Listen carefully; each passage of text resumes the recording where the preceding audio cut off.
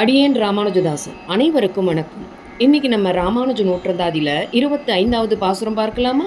காரே கருணை ராமானுஜா இக்கடலிடத்து ஆரே அறிபவ நின் அருளின் தன்மை அல்லலுக்கு நேரே உறைவிடும் நான் வந்து நீ என்னை உயிர்த்த பின் உன் சீரே உயிர்க்குயிராய் அடியேற்கின்று தித்திக்குமே. கார்மேகம் போன்ற கருணை உடையவரே ராமானுஜா, அடியேன் துன்பத்தின் கீழே குடியிருக்கின்றேன்.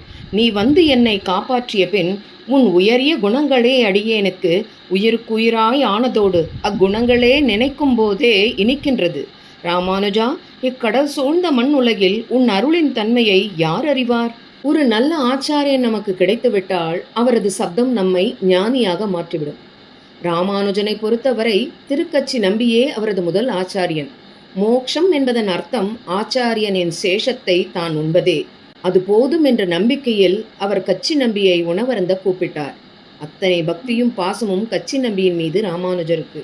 வெகு நேரம் இருவரும் ஆன்மீகமாக தனக்கு ஏற்பட்ட சந்தேகங்களை கச்சி நம்பியிடம் ராமானுஜர் கேட்க, கச்சி நம்பியும் தான் அறிந்தவற்றை சொல்ல இப்படியே இருவரும் பேசிக்கொண்டிருந்தனர்.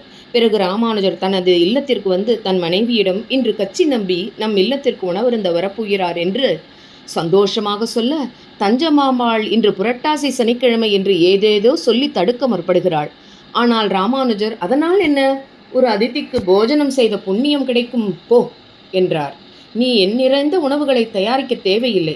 மிகவும் குறைந்த உணவே தயாரித்தாலே போதும். அது நன்றாக தயாரிக்கப்பட்டிருக்க வேண்டும். அதில் அன்பு நிறைந்ததாக இருக்க வேண்டும் என்றார் ராமானுஜர். தஞ்சமாம்பாள், தாங்கள் சோமயாஜியின் மகன் என்றாள். உடனே ராமானுஜர், நம்பியும் எனது தந்தையை போன்றவரே என்றார்.